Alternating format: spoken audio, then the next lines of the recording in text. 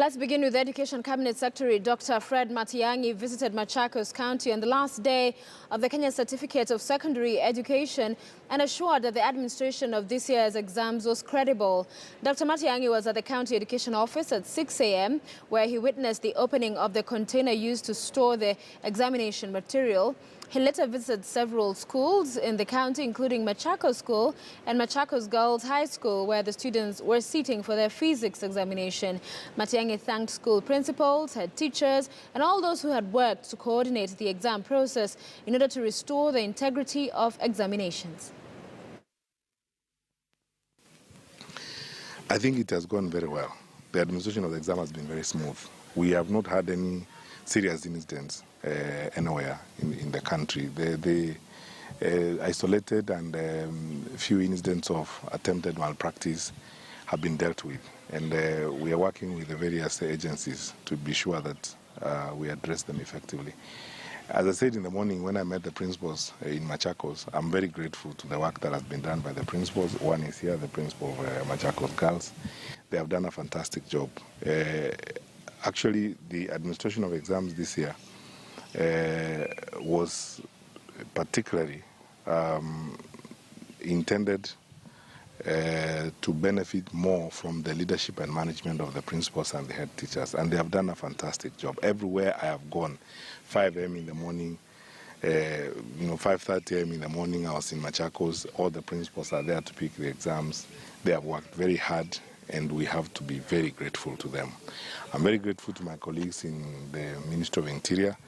I was with the County Commissioner and the Deputy County Commissioner and everyone, and we are working together to ensure that the administration of the exams is concluded smoothly. And then we've had a fantastic experience, working together as a team.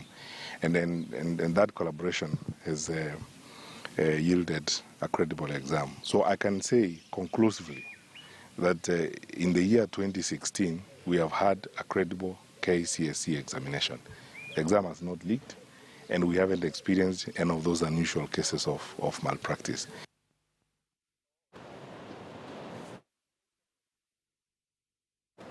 Quad leader Raila Odinga has this morning met with several ODM governors in his Capitol Hill office. Raila addressed the governors on audit queries raised by the Auditor General's report, and he also castigated President Kenyatta over his rejection to append his signature to the petroleum bill. Here is part of his address.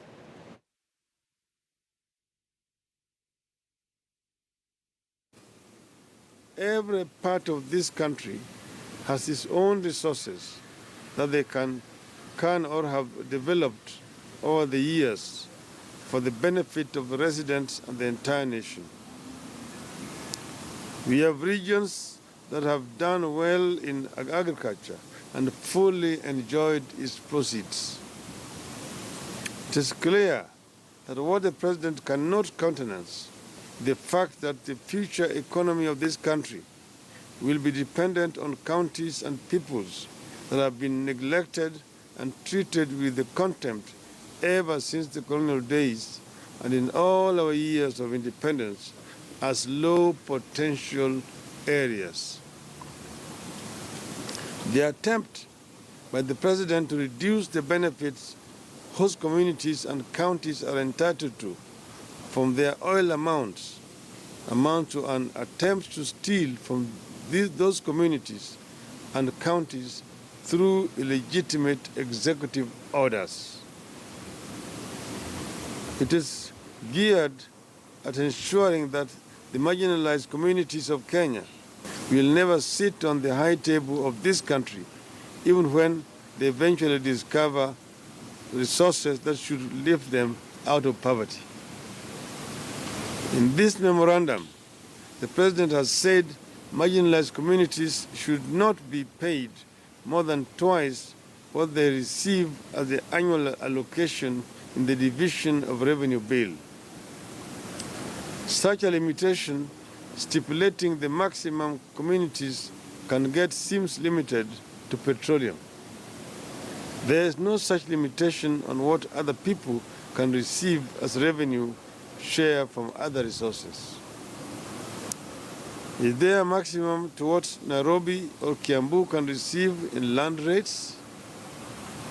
Is there a maximum to what other counties can receive from agricultural levies?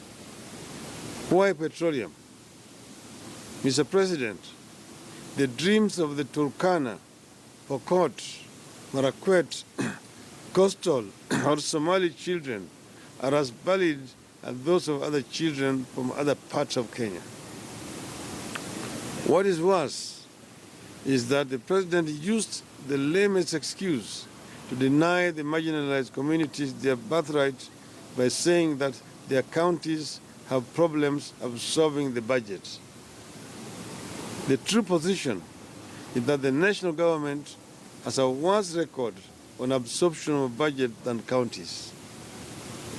You have never seen ministries or other national government agencies denied monies in the budget on account of their failure to absorb their previous allocations. In fact, most counties have a better budgeted absorption than many national government ministries and agencies.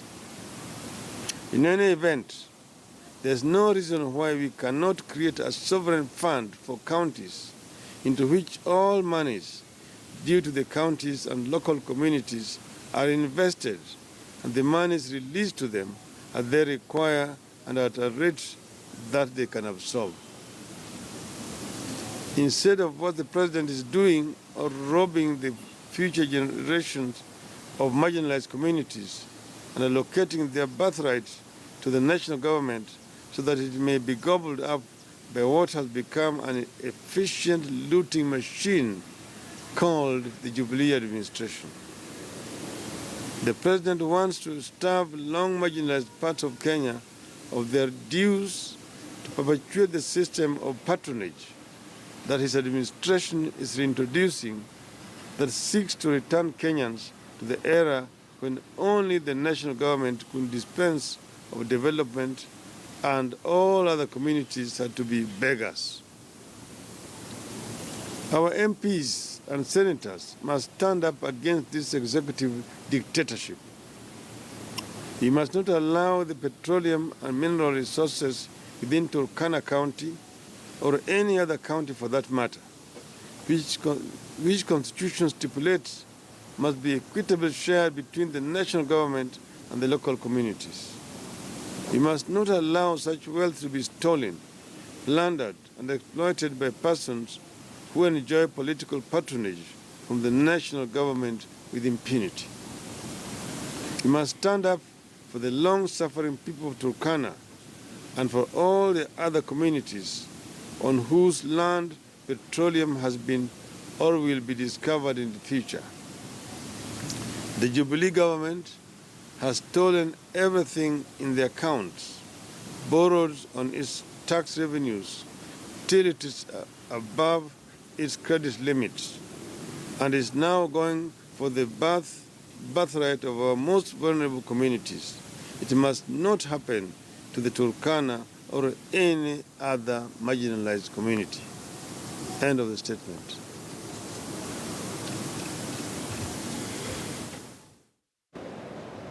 All right, and for more on that press conference that was issued there by Raila Odinga earlier, we have Murimi Mwangi standing by for us at Capitol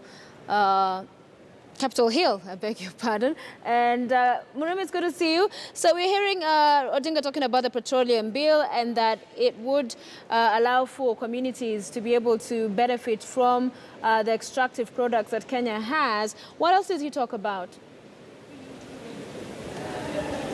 Good afternoon, Sophia. Of course, the opposition leader was expressing his opposition to the rejection of that bill, which predominantly would have given a formula on the criteria for the share of revenue from petroleum between the national government as well as the county governments and the residents of the county where such deposits have been found. And in this particular case, Turkana County, and the governor for that county has come out hitting out at the president, saying that his reasons for the rejection of that bill, which the president said was the low rate of absorption of the allocation to that particular county was not justified because from where he stands, the county has done well, beating even other major counties as Nairobi in the adoption or the absorption of their allocation. But of course, the former Prime Minister is saying that the President's action are tantamount to usurping powers of Parliament, which has the powers to come up with laws, and that his list of amendments that ought to be introduced in that bill is, of course, a violation of the Constitution. And he is trying to marshal the numbers in Parliament from both the ruling Jubilee coalition and the opposition to veto that particular decision by the President to reject that bill, which he says would have set a proper precedent on how county governments in the future would be sharing out resources with the national government on affairs of or issues to do with petroleum. And therefore, it will be interesting to see how that pans out in Parliament, given that the ruling coalition has the numbers there and the opposition would need at least 2/3 majority to veto any such decision by the President. Sofia. Right. And Murimi, before I let you go, of course, the question of the Auditor General report and the queries that have been raised in as far as accountability in the counties has also come up. And this has been a topic of conversation in the last couple of days, owing to some of the events that saw unfold, like in Kilifi. Are we hearing more of calls for accountability across the board and not political speak when it comes to fighting graft?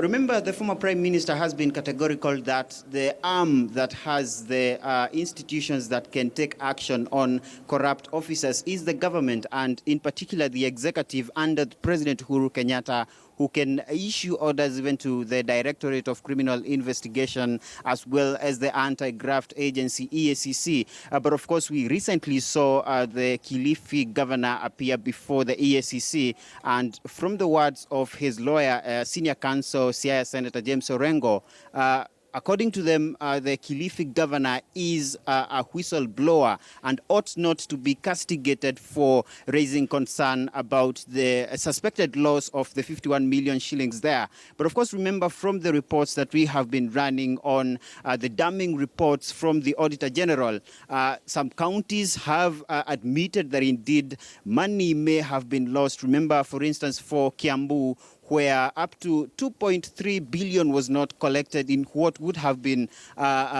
such a huge sum of money from land rates and arrears and penalties that have accumulated over time. So the position of the opposition, judging from what the former Prime Minister had recently said, still stands, that the authority to fight graft is with the government, and for them it is upon the executive and President Uhuru Kenyatta to marshal the various institutions that are constitutionally mandated to take action on graft to fight corruption, which has seemingly in the past few days, pursuant to those reports from the Auditor General, seemingly been devolved to the counties. Sofia. Right. Thank you very much, Murimi Mwangi, for us from Capitol Hill on that petroleum bill, as well as the other statements and utterances made earlier by the opposition leader Raila Odinga. Let's go to other news, and the busy Migori-Sirare Road has remained blocked for the better part of the day as protesters lit bonfires to protest what they termed as runaway insecurity in the area. At least one person has died following night-long clashes. Our reporter Rashid Ronald is in Isebania and now joins us live. Rashid, it's good to see you. So a lot of issues we're hearing in as far as this protest along the Isebania road, including some shootings. What else can you tell us?